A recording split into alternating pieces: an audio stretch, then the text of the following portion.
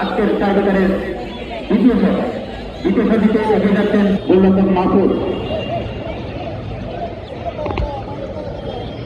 গোল পোস্টের দায়িত্বে মাহফুজ, দেখা যাক জাফরের বাসি সব দিতে এগিয়ে যাচ্ছেন নাই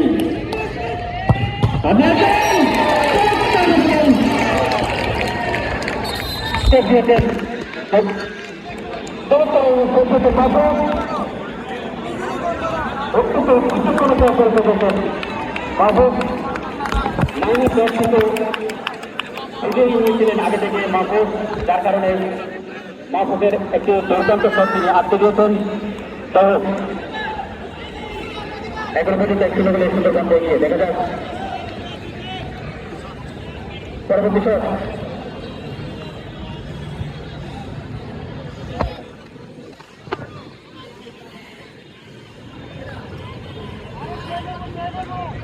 টাইগার টপ সুন্দরবনের পরবর্তী শট 10 নং বাসবাড়ি হল এমরান, পক্ষান্তরে আনিস এক্ষেত্রে গুণগত আনিস পুরোপুরি আসতে চমৎকারভাবে বেশ চালু করেছেন টাইগার টপ সুন্দরবনের মনে দেখা যাচ্ছে টেনশন ফিল করছেন আজকে তার টিম নিয়ে। আমরা শুভকামনা জানাচ্ছি। অবশ্য এখনো পর্যন্ত ওনার টিম টাইগার টপ সুন্দরবন 2-0 গোলে এগিয়ে রয়েছেন।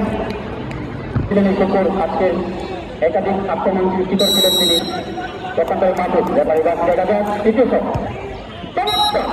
চমৎকার ডসের মাধ্যমে গোলরক্ষক মাহফুজকে পুরোপুরি পরাস্ত করেন।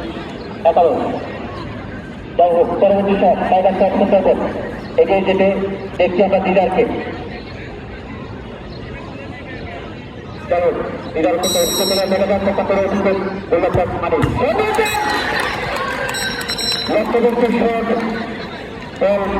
সাথে লেগে এই সত্যি যদি শোনা যায়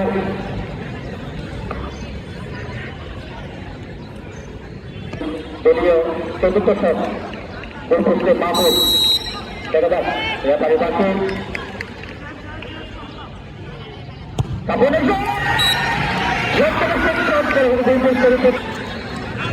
সেক্ষেত্রে একটি লক্ষ্যবস্ত শট নিয়েছেন।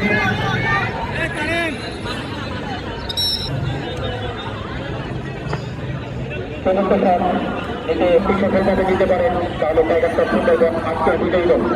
দেখা যাক পানি কতটুকু তার বাধা হয়ে থাকতে পারে। আরো একটি বিজয়ী দল টাইগার টপ সুন্দরবন ঘোষণা হয়ে যেত।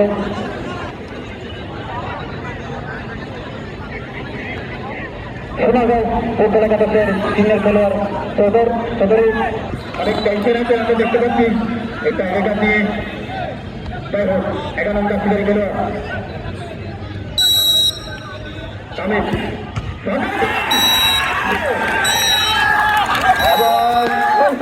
টাইগার টপ সুন্দরবন জয়লাভ করলো। এইগুলো জয়লাভ করলো টাইগার টপ সুন্দরবন।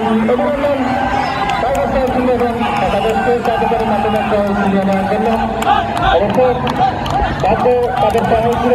শুরু থেকে সোনারগাঁও ফুটবল একাদশ কিন্তু